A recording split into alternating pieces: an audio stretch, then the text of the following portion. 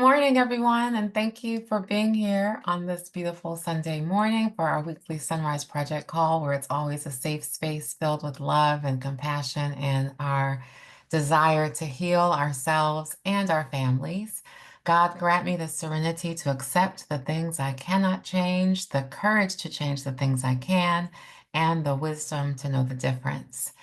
I am so honored to have back with us a dear friend and soror and mutual Howard alum, Cherise Mattheson, here this morning with us. Cherise Mattheson is an accomplished author, media personality, and licensed master level social work professional with a passion for mental health, wellness, and self care. Her specialties are trauma informed care and cognitive behavioral therapy. She earned her Master's of Social Work degree from the University of Michigan and Bachelor's in Social Work from Frostburg State University. And of course, I just said she was a Howard University alum, but we talked about Howard Homecoming this weekend.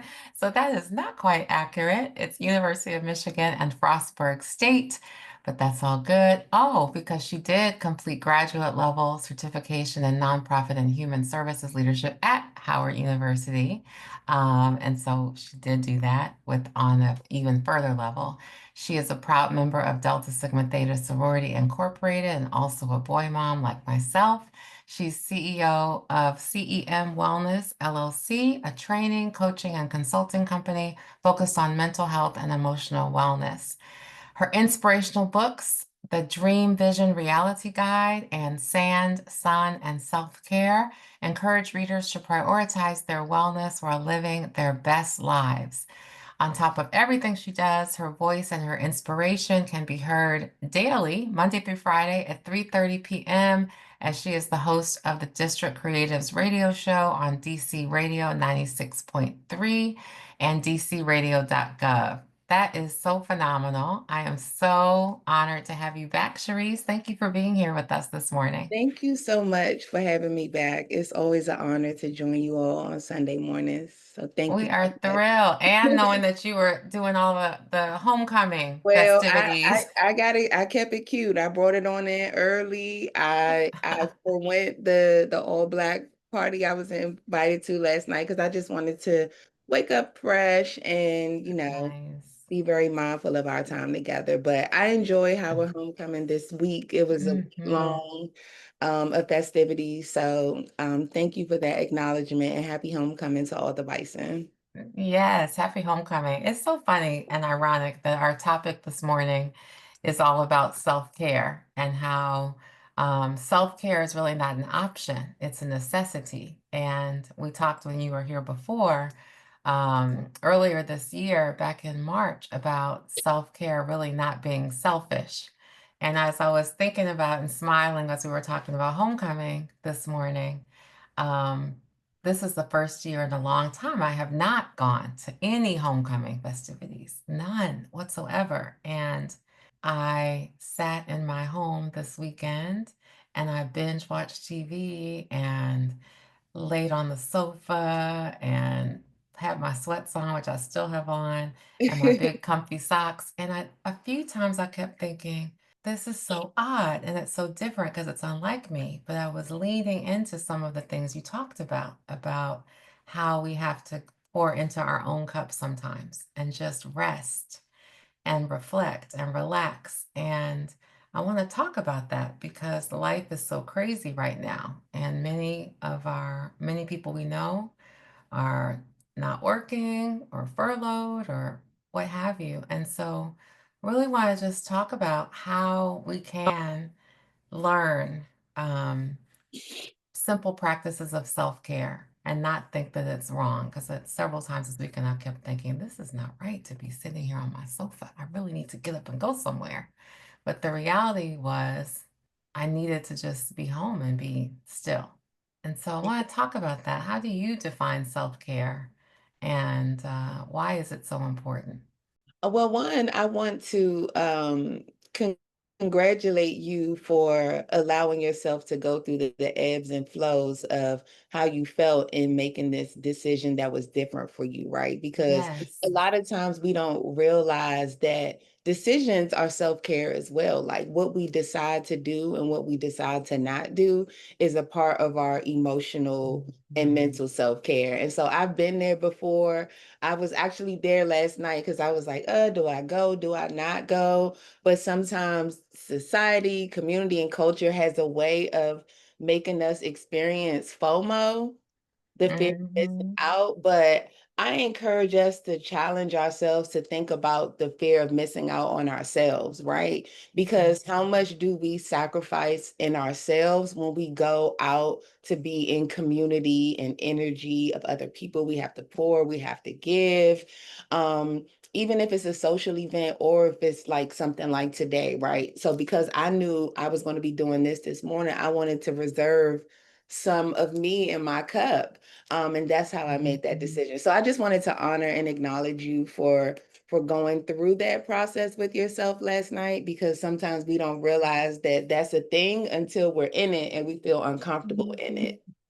Right. The feeling uncomfortable in it, because there were a few times I said, "What is going on? Why have I not left the house in a couple days? Like, what is happening?" And I realized, to your exact point, I think I was just tired, physically, mentally, a lot of things going on in life, and some caregiving things with my mom, which is new, and so just needed a break. And so thank you for saying that, because it felt good to say, it's like instead of FOMO, someone shared JOMO one time. The joy of missing out is really fantastic. Having joy in missing out and being okay with that. And then celebrating. I saw so many people's beautiful pictures and videos, and I was smiling like, that's fantastic. I'll go next year. And that's okay. Right. And what about the joy of pouring in, right? We talk Yes. about the fear of missing out, but what about the joy that comes with pouring into yourself Hmm. that you don't get to experience when, you're gallivanting all around the streets of the District of Columbia for That's homecoming right. week? That's right. So how do you what do you think of when you think of burnout? Is there such a thing as burnout? And I know you've talked about compassion fatigue. Yes. What are those things? Burnout versus compassion fatigue. Oh my gosh. Well, can I just say I feel like a real member of the community because you're saying things back to me that I've said before, which means that I've had an imprint and I don't take that Yes, lightly. So thank you for absolutely. reflecting back to me some of the things that I've shared. But when you just said the word burnout, I felt the feeling of it because I have experienced burnout on more than one occasion. And burnout is a sneaky, tricky little thing because you're so used to operating within the mode, or sometimes we don't realize when we slip into burnout, so we continue to function in it. But burnout is really a mental, physical, and emotional exhaustion that we experience as a result of working without breaks, being in stressful or toxic environments, or just not allowing ourselves adequate time to replenish after we have been going and giving and serving and working and caretaking and momming and all of the Mhm. other responsibilities that come with daily living. Yeah, so how does it do we get to that point where we just say enough, and I wonder if that's what I was feeling on Thursday. I was like, or Friday. I was like, I just need to sit. I wonder if that was burnout. I don't know. Yeah, and the thing about it is our body. I think I talked about this book in the last talk, or maybe not, and maybe all running together, but there's a book called The Body Keeps Score. And Mhm. so while we're continuing to move forward and push and push and push, our body is remembering each experience. And so there does get to a time where our body is just like, enough. I spoke last November at the Black Mental Wellness Conference, and one of the things I shared during my talk, which was about self-care, and they were asking me about self-care strategies, and I said that we can have an involuntary reset or we can have a voluntary reset, right? So a voluntary reset is when we do what you decided to do, when you sit down for the weekend and you say, you know what, I'm going to binge watch my shows. I'm going to be in sweatpants all weekend. I'm drinking lemon water. My phone is on do not disturb and I am replenishing. Or then you have the times where you may just fall ill out of nowhere, or you're having migraines or headaches or other type of ailments that force you to sit down, like one time I woke up out of nowhere, like both of my ankles were just swollen. And I don't consume like a lot of salty foods. I eat pretty well. So it's just like, okay, what is going on? And so the body has I was gonna say a weird way, but not a weird way, a strategic way of sitting us down when we don't take the time to listen to our bodies and our minds and our spirits and do it on our own. So how can people, how can we regularly, as many of us on this call are parents, how can we regularly create those moments or those opportunities for the voluntary reset or the voluntary, I think you said replenishment, when so many things are coming at us and you mentioned earlier, stressful situations sometimes. I love how you said mommying. We're constantly mommying, even if our kids are grown, they're Mhm. calling us at 3 in the morning, asking for Uber or whatever. And so, how can we find those opportunities to really create those boundaries? And I'm thinking specifically from a parent perspective. I know you're a boy mom also. Yes. So, the first thing that came to my mind when you were formulating your questions was really just doing like a time audit. And this was something that I had to Mm, really do. And before I wanted to implement anything new, any new routines, I really just had to really and truly assess mm. the way my life was running as it stood, right? So it's like, okay, my son has to be at school at 8 a.m. That was the past though. He's in college now. Right. He's in college now, so I don't have to like rip and run and get up and make your bed and where's your project and where's this and where's that. So I'm loving leaning into the Hmm. empty nest era. But what I did when things were a little more hectic and chaotic was just assess my time and see where I had blocks, where I was filling with things that were taking away from me, where I could replace that time with things that could pour into me, right? So it's like, okay, if I open my eyes at 6 a.m. and I jump on a prayer call at 6, this is a real example. So my church has a prayer call at 6 o'clock on Facebook. It would be over about 6:30. But because I was already on Facebook for the prayer, I found that I was scrolling for like the next 45 minutes, So from 6:30 to 7:15, I've really wasted 45 minutes that I could have used to continue to build on how I started my morning with prayer, whether it was stretching, walking, setting an intention, meditating, visualizing. Like there's so many other things that I could have utilized that 45 minutes in, which I didn't even see as an option. So I think it's just really like finding small pockets when you are a busy woman with a lot of things going on. And then another thing that I really enjoy doing is habit stacking.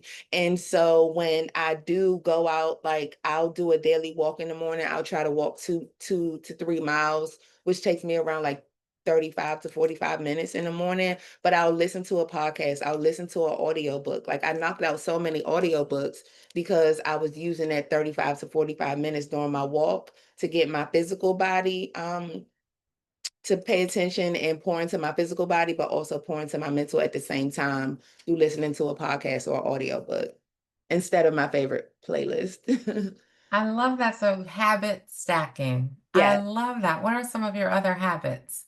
I love the idea of walking because that's something any of us can do, even if it's, just right around the block or up and down the yeah. hall. What are some of the other things you do in terms of that habit stacking, specifically around self-care or finding quiet? So another habit that I do, so this is kind of like habit stacking slash, I don't know what to call it. I'll just explain it. So at the top of every month, I do a brain dump, right? And the brain dump is literally that. Everything that is in my brain goes onto a piece of paper. I really use a Google Doc just because I can type it out really fast. And so it may be a variety of things like schedule mammogram, change light bulbs, buy new filters for the house, get tires rotated, um, empty out the Amazon cart for the things that you wanted to get, do your budget. Like it's a list of things with no rhyme or reason. Go to the car wash. But then from there, I'll organize the brain dump. So I'll have a section for house. I'll have a section for my business. I'll have a section for my son when, preparing for college, it was this form and that form. And it just gets to be so overwhelming when all of these things are swirling around in our mind. And so I'll take the brain dump, I'll organize it, and then I will plug things into my calendar. So I know on October the 26th, it's my, let's just say, a doctor's appointment scheduling day. So I'm going to schedule my vision, my dental appointment, and then, follow up with my hematologist about my labs, which this is a real example. But I just feel so much better once I get all of those things out of my brain and onto a document that can give me a guide or a roadmap, and I'm not having this constant fear that I'm like forgetting something or missing something, because I know I emptied my brain out. And then I could use that to guide me through the month. But then do Okay. you have pressure for yourself? So sometimes I think, writing a list of all the to-dos on one hand could be really helpful because it helps you organize and keep track. And on the other hand, because I'm dealing with this right now, I have a massive list of to-dos and I haven't gotten them all done. So there's a little edge of extra stress where I'm like, oh, this massive list I need to get done today. No, I've released myself from that, and really I celebrate the fact that I can get it out of my brain and on, Okay.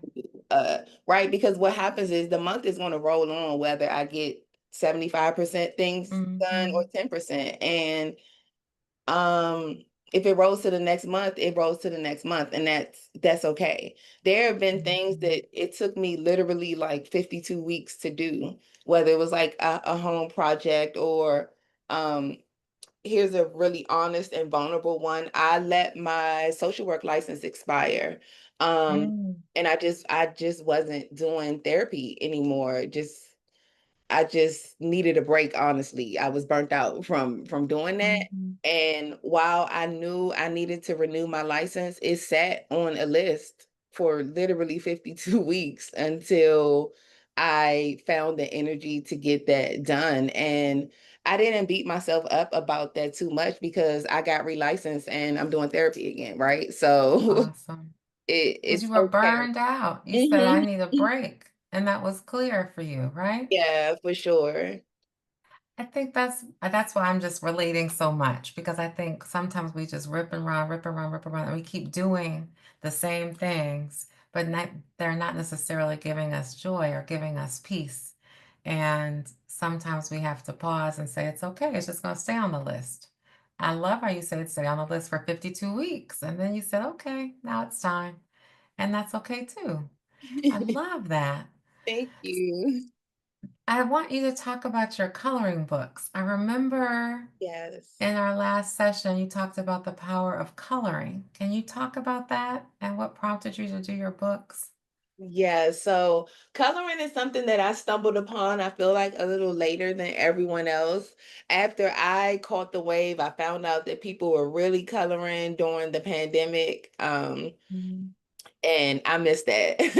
I missed that memo. Mhm. But one evening I was having a really tough time. Um, with my son's father, just like co-parenting difficulties. And I was just like really, really angry, like really, really angry. And um, I don't know. I was just like saw a pack of coloring pencils that were my son's. They weren't even mine. And to be completely honest, I'm like, okay, I felt like I needed to reach for something, right? And it was like either going to be alcohol or something that was going to be counterproductive. But I just felt Mhm. like I needed to be doing something literal with my hands. And if that was going to be mixing up a cocktail, then that's what it Mhm. had to be. But I knew that that wasn't going to fulfill um, what I was experiencing. And so I literally like went on Google and typed in like free coloring pages. And I printed one out from my home computer and I just started coloring it. And I stayed up till I didn't realize it was like 1 o'clock in the morning when I was done. As a matter of Mm. fact, I didn't have coloring pencils. I had crayons. It was like very juvenile. They were my Awesome. crayons. And I colored that night, and I honestly had the best sleep that I had ever had in such a long time. And this is me going in completely blind. I did not know the benefits of Mhm. coloring. I didn't know about the meditative state that it puts you in. I Mhm. didn't know the benefits of the colors. That was really a God moment because I looked around and Mm. I saw crowns and I was like, okay, I'm gonna start coloring. So the next day I got up and I'm like, man, I need my own coloring book. Like that was so I enjoyed that. I'm going to do that in the evenings. And went on Amazon and started seeing like all these Black women with coloring books. I'm like, oh my gosh, they have their own coloring books. I want my own. And from there I started designing a coloring book. This was in April of 23, and then I released the book in May for Mental Health Awareness Month. I love that. And you have 2 now. Yes, yes, I remember, and they're on Amazon, so I wanna make sure we tell people if anybody's new yes. here and who hasn't bought. I know I purchased a bunch, Oh, thank you so before. much. Yes, and they're phenomenal, both of them. Yeah, so coloring, it has so many different benefits. I mean, sometimes we don't realize just the benefit of looking at a particular color. Like when we think about blue, if you look at a body of water, you don't notice, but you immediately feel like a sense of calm. I don't know if I've met anyone, Yes, unless they saw like a shark pop out, like you really just immediately just go to a space of calm with water. We know water has the ability yes. to do that, but it's the color blue as well is very calming and relaxing. So I started to like research different colors and what the benefits of those colors are. And blue is one of them that really just gets us to a place of like calm and relaxation. Mhm. I know, Vicky and I both are water lovers, Yes. and, the water is a space for peace and respite for sure. I so agree, I so agree.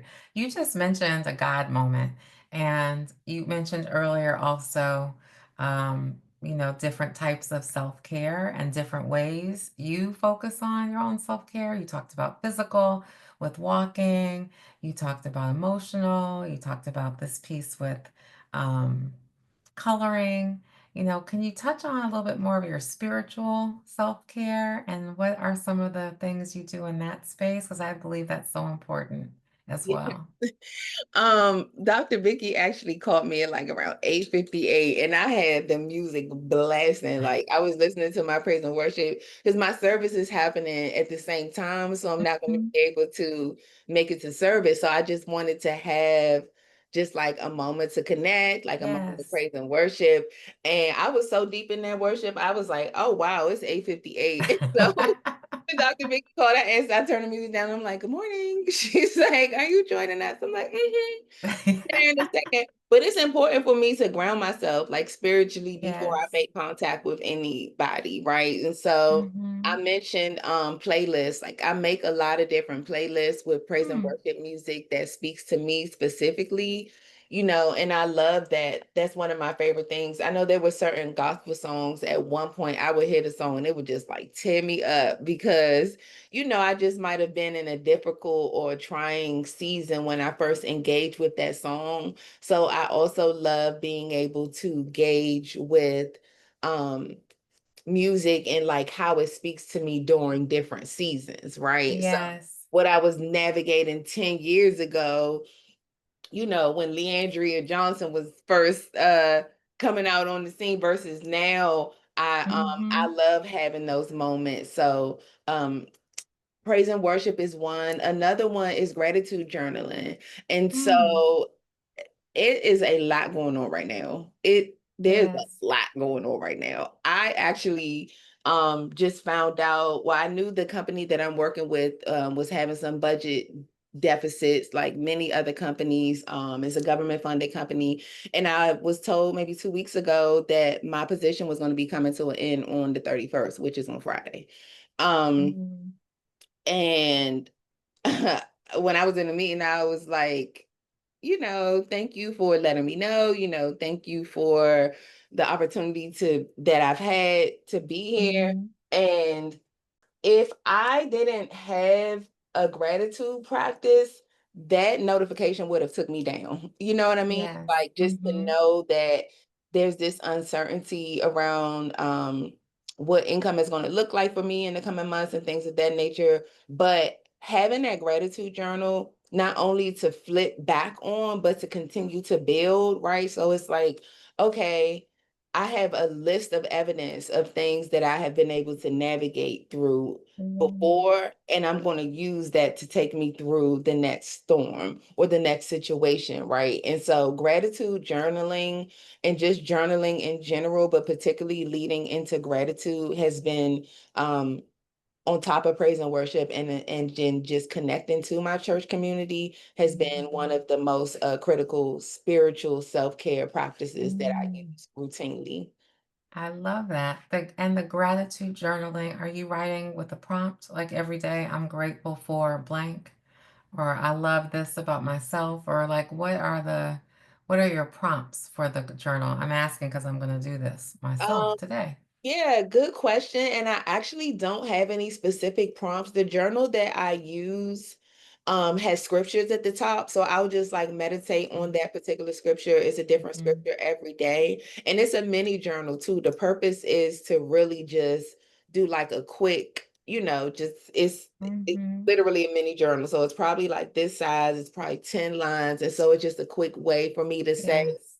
what I'm grateful for. And I think the simplicity of it um makes it even better for me just to like look around, right? Like I'm in my house right now. My Mhm, bedroom's down the hall. I'm in my office. I have a space heater. I have my cell phone right here. I'm on my MacBook. I got a printer over there. It's just like I'm looking around and it's so many blessings just in my eyesight mhm. right now. Yes. So I think that's healthy. But some prompts, if prompts are beneficial, is just to really say, like, today I'm grateful for, and then fill Yes. in the blanks. One of the things, particularly living in this area, that I always lean into is when I make it back home in the evening, right? So I got home, Mhm, I locked my doors, it was no activity mhm. on my rain camera. Yes. My car was still Yes. outside when I woke up this morning. Mhm. I've woke Yep. up to no car before.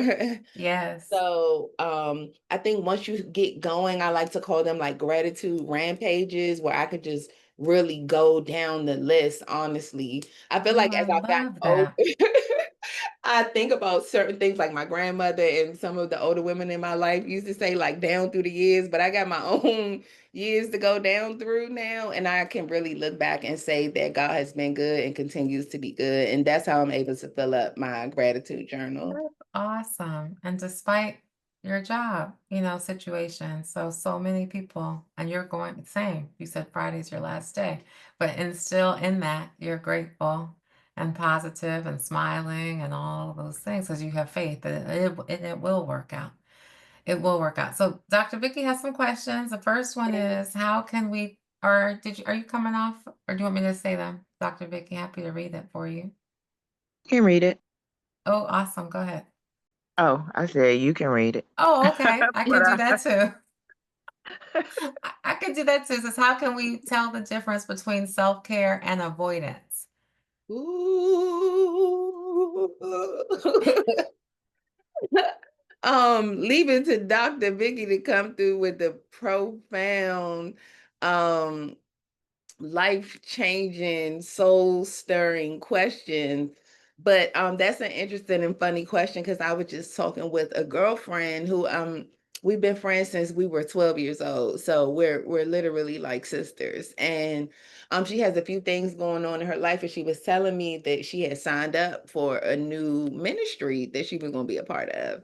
And I'm like, while I'm like here to celebrate, I'm like, I wouldn't be a good sister if I didn't point out that it's seemingly giving a little avoidant vibes that you have picked up another thing to do when you have all of these other things that are left undone. And I think that's a common practice, particularly for women, right? Particularly for women in ministry. It's like, oh, but I'm serving, I'm serving, I'm doing this for God, I'm doing this for my church, for my community, for my pastor, but we're really being professionally avoidant, right? And so I think the difference is there's a knowing, right? We know when we're avoiding to do something. I don't know if Dr. Vicky said this or my pastor, Dr. Anika Wilson Brown, if they said, whoever said it said, stop pretending to know what you already know.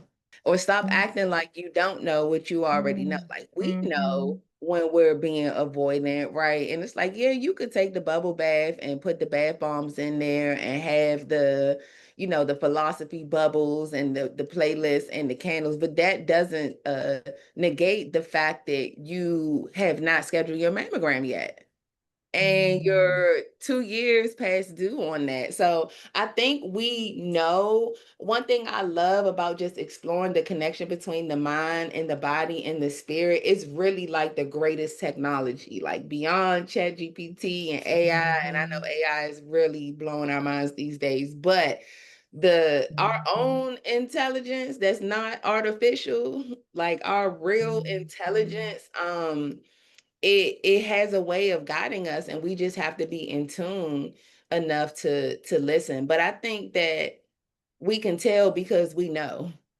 Mhm.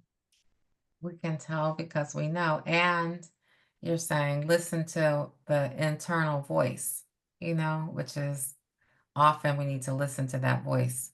And I love that. I think that's interesting. The avoidance thing we've talked about here before because so many of us avoid the hard things and we Mhm. stack ourselves. You said habit stacking. We overextend ourselves and say yes to everything and then we're last on the list, but really it's because we want to avoid dealing with whatever's going on in our lives. It could be a relationship situation, it could be a kid situation, work situation, but that avoidance is a great habit that many of us have employed in the past. So I think that's a great answer.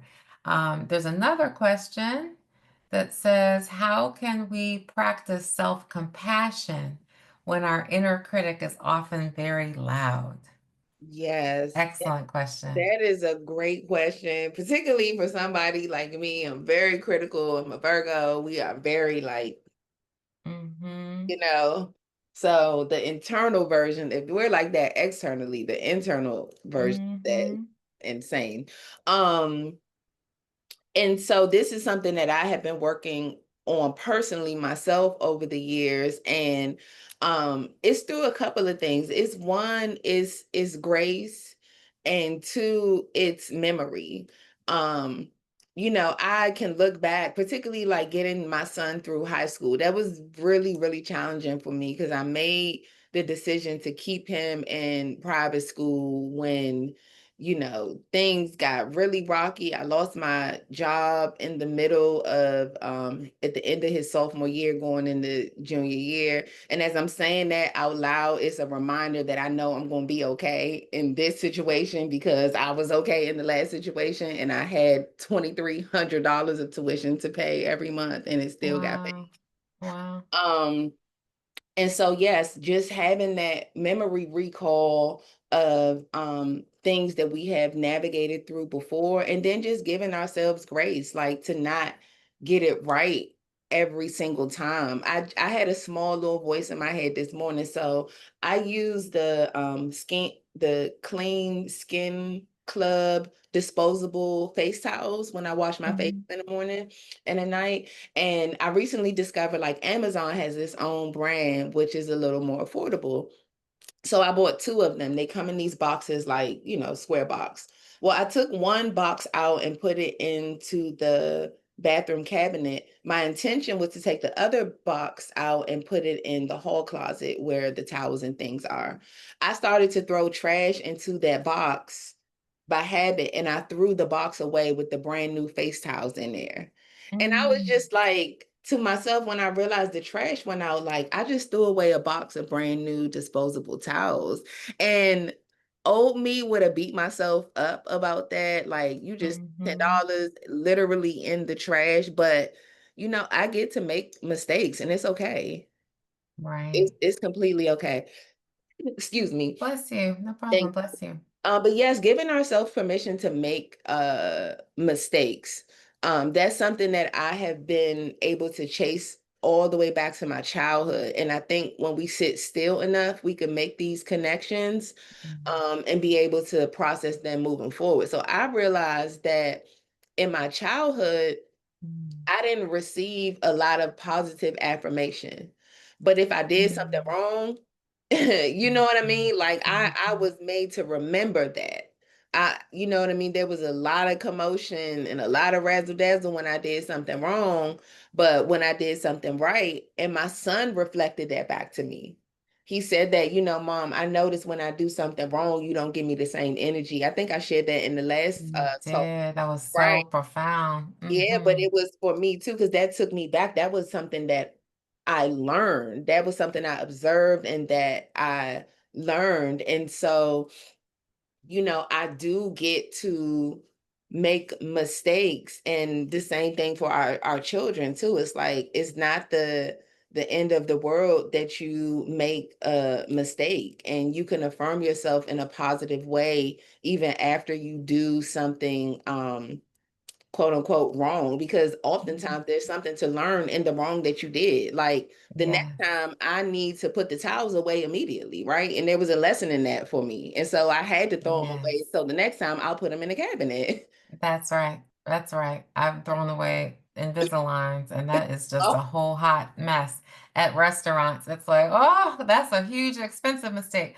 But anyway, that's a great example. I think also when you talked about gratitude journaling, I learned this from somebody about writing down one thing I like about myself, because we often, as you just said, focus on the negative. I don't like my neck, I don't like the wrinkle, whatever. But what is something I like about myself, And then the next day, I like this about myself. I like this about myself.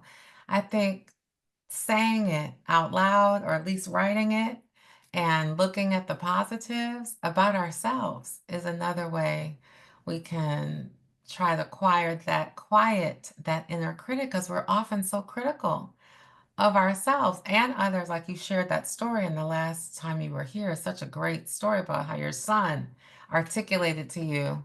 You get so energetic about all the things that I do that are wrong. You don't have that same energy. I remember that story. It's a great story. And he called you on it. And you were like, yeah, oh, wait, let me be energetic about the great things, or even just the little things.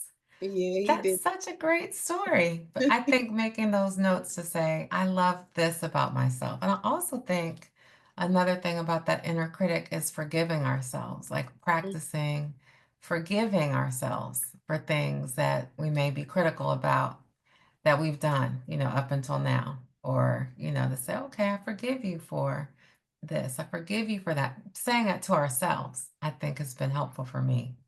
Yeah, and just being more kind to ourselves in general, right? Like nobody Yes. knows our inner dialogue as well as we do. And so it's just like just giving ourselves the opportunity to be loved on by ourselves. There's so much Yes. negativity around. It's just like encourage, yourself. You can really do that. And I've been in that space. I think it's something just kind of magical that happens looking back on like mothering for 18 years and being like, you know what, like I raised a good human being who is Mhm. now like spreading his wings. He's in North Carolina in school. Like I'm in that season right now. It's still fresh, but I'm just like, Mhm. I really did that. Like I am Yes. really proud of myself. A lot of people were asking like, oh, what are you going to do now your son's gone to college? What are you going to do? What are you going to do? I'm going to sit back and bask in the fact that he's in college. Like I'm not Yes. going to find something to be sad about or find something to be upset. And that was really striking to me because I was getting that question a lot, like, oh my gosh, Really? how are you? Your son is gone. Mhm. Just like this is not an opportunity to turn that into a negative thing. Like this is something positive, and I'm gonna sit back and lean into the beauty of what I have been able to do as a mom. I love that. And you deserve that. That's amazing. It's a wonderful, wonderful thing to have a thriving, healthy, living and breathing son that's doing well. That's a blessing. Congratulations and kudos to you, Thank Cherise. you. Thank you. I did Yeah, want to share one thing when I was thinking about please. this talk that I thought would be important as we're navigating just such difficult times. And I know a lot of people are just on edge and, Mhm. anxiety is really, really high. And it's easier said than done to just like stay positive and, be grateful and practice gratitude. But I really just wanted to encourage everyone, no matter like what your situation is, whether you are furloughed or you're connected to somebody who is, or there's some uncertainty with your job. I know a lot of this ties back to like politics and maybe decisions people may have made during the voting process, which just leads to like a lot of tension and conflict. And this was something that I was challenging myself to do that I wanted to share with the group today. And that's when it comes to conflict, to be more curious than critical. And that was something that just kind of like dropped into my spirit yesterday. Like, what if we were curious in conflict, right? Because there's growth that happens in conflict, whether it's interpersonal with two people, or whether it's just a conflict in the mind around, okay, like what possessed this person to do that? But instead of being like, oh, this person did that, like very critical, and using like curiosity as a way to navigate through conflict. I love that. I think being curious about, and also with other people's perspectives, like what's causing them to think that way, and why am I feeling this way? Even when we look at ourselves, it's like, why do I feel this way? Getting curious is a wonderful tool, I think, in all types of conversations with others, especially as you talked about in the whole landscape of the world, but even with ourselves. Why are we reacting in certain ways? There's always something behind it. And it's typically something that happened in our childhood that comes out 40, 50, 60 years later. It's like, oh, it's the same thing that happened when I was 5. And I'm responding the way I would have when I was As a 5. 5-year-old.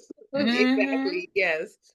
Because it has, everything, how we operate, all, goes back to that. But I love that notion of being curious, getting curious about the why of any situation with others and with ourselves. I think is a powerful, powerful reminder. So thank you for that. You're welcome. Being more curious than critical. That's fantastic. And getting rid of the judge and the critic. I think Sylvia High talks about, let's get rid of the judge and the critical and shift that to curiosity. That's amazing. And I know we could say we're going to be out of time in a few minutes. I want to make sure I open up the floor to people. Oh, here's some more questions. Curiosity, or a thought from Jade. Curiosity through conflict. Questions. Why do I feel this way? Why might they feel the way they do?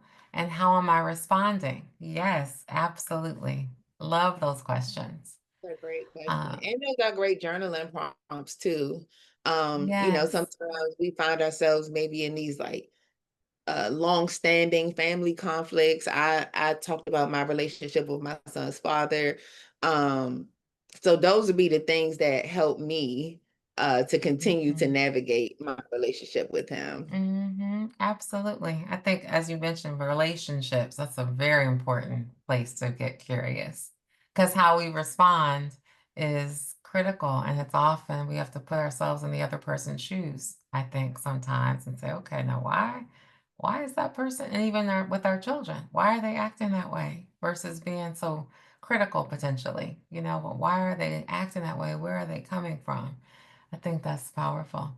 Does anybody else have any thoughts or a question they want to ask today for Cherise before because we're winding down? I love all these comments and thoughts. Oh, and she's saying, but those answers may never come to you. It's interesting. I had a really interesting conflict at the beginning of the week with somebody that I care for deeply, and the response of the person was really different than what I expected. It was, and I had to do exactly what you said, Cherise, like take a step back, take a beat, put myself in their shoes. And once I did that and realized that person's perspective, which is so different than mine, it helped me see that perspective. Whereas at the beginning, I was like, what? I was in a different place. So I think that's so important. We need to let them as well, let them get curious as well, and often help the other person soften their perspective while we try to Yeah. soften ours. I love Jade's perspective, so thank Me you for too. sharing. And I love the let them. And I think the curiosity piece is really more about us than it is the other person. Yes. And I try to keep, prioritize myself within my relationships and even within conflict, right?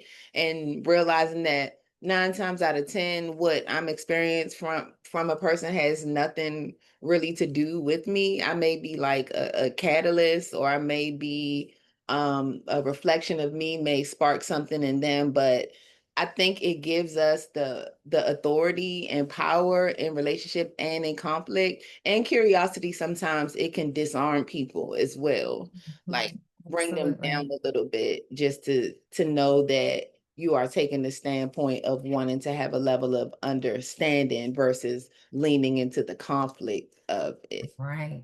Absolutely. I love that. Any other I thoughts or have another comments? question. Hello, Thank Cherise.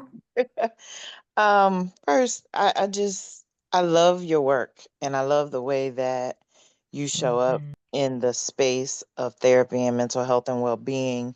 I tease you often, just about all of your what looked like to me really fun activities, rooftop pools in the summer, hiking, just like moving your body, your joy. It really is contagious, and I see why you lead the mental health ministry at your church. My question, that I want to put out for you to respond to, because your experiences in trauma informed care, and therapy regarding mental health. How do we listen to our bodies? Tune in to like rest, movement, nourishment, fun. Like, I know you going to finding pools every summer is not just about finding a pool. Like, I understand that. How do we tune into our bodies when historically, especially as parents, we have learned, let me speak for me, I have learned how to disconnect from what my body is saying so that I can get through the moment, right? To get it done. um, then it turns into heart palpitations, right? And all of the things like, whoa, maybe it's not me being lazy or giving up. I really need to stop and rest. So I was numb for years, Mm-hmm. numb, felt nothing, right? My persona was one of being indifferent, but I had really disconnected so that I could get through what was going on. And so I just wanted to ask you to address that for us, especially as Black women and men who are on the call. It's easy to push through, right? It's easy to do that. I'm asking you, when is it critical for us to tune in to our bodies before we break completely down? And Yeah. Wow, that's I feel like we could do a whole nother talk just to unpack that, just the pushing through this concept of like, I'm just gonna grind my way through it. The whole like grind culture in itself, like, I'll sleep when I die, and all of those kind of things. But I think you just get to a point, and I don't want to repeat the same thing that I said earlier in terms of like not pretending to know, because I do know that becoming numb, that's like it's a tactic, right? It's a strategy that our body can go into reserves, like our gas tank. You won't eat, but you got those little bit of fumes in there. Um but I think that one thing I know for sure that we cannot compete with in our spirits is our bodies, right? Our bodies are always going to win that fight, right? Our legs could literally like give out on us. We could literally pass out, right? We can have an aneurysm, a stroke. I can go down all the list of the things that can happen when we're in this fight with our spirit and our body. It's like the body get a little louder, you know what I mean? Like that, the heart palpitations, they start happening more frequently, to be like, this wasn't like a one-time thing. And when you originally first started to ask the question on how, I was thinking to get still and get quiet, but that requires cutting some things off, right? There was a time in church where I was like on the trustee board. I was in the young adult choir. I was an armor bearer. I was in the praise and worship dance ministry. I was doing all of these things, and I literally had to write some letters to say that I'm stepping down from this, and that. And it's funny to bring it full circle now that I'm leading the mental health and wellness ministry. I said at the onset that this would not be a source of stress for me. Like, I'm going to lead as a leader who prioritizes myself and my own wellness and self-care. While I love our church and the Black church as a place for like healing and a place for breakthrough, it can also be a place for breakdown, right? When you're somebody who's gifted, talented, and willing to serve, then you can find yourself on the other end of that spectrum. So I think it's really about going back to something that I said in the beginning, and that's time auditing. How much time am I spending away from time that I could be pouring into myself? And then last thing is just listening to your body. I know we're wrapping up on time, but I want to share one brief story. I had to have surgery this year. Never had surgery before. I found out that I had fibroids. I had 6 of them. They were between 8 and 9 centimeters. And as we were discovering what was taking place in my body, I realized that I was severely anemic to the point that I almost needed a blood transfusion. And, you know, all this time, I'm at a critical place in my health, and I'm telling myself, like, no, you could stay up for an extra hour and, work on another report. You can, record another podcast. You can do 30 more minutes on the treadmill. Um, Sorry guys, my computer is freezing You're up. okay now. Can you still hear me? Uh-huh. Okay, perfect. Yes. And so I was not listening to my body, and I almost needed to have a blood transfusion as a result. Mm. And so again, the body's going to get louder than your spirit every time. And so I realized that's one fight I just don't want to be in. I don't want to be in a fight with my body like that, because I know my body going to win the fight, and we both going to be knocked out at the end of it. So let's just get on the same page with each other. Right. That's that involuntary moment that you talked about at the beginning. It was an involuntary pivot to focus on yourself and to take care of your body, right? Yeah. Yes. I hope that answered the question. I Yes. She did. says our Thank you. bodies will, yeah. Yep. Our bodies will win the fight.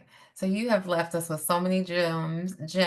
Somebody said, thank you for the jewels and gems. I'm on my way to brain dump, compose my gratitude list, and soak in the tub because I've been avoiding intentional self-care and love. I pour constantly outward, and now it's time to pour inwards. So I love that. That's such I a love that great, too. And yes. remember, So the brain dump is about release. It's not about Cherise, you froze for a second. So if you could say what the brain dump is, we'll see if we can hear you. Kelly, I think she was going to say the brain dump is about releasing and not Yes, creating another to-do list.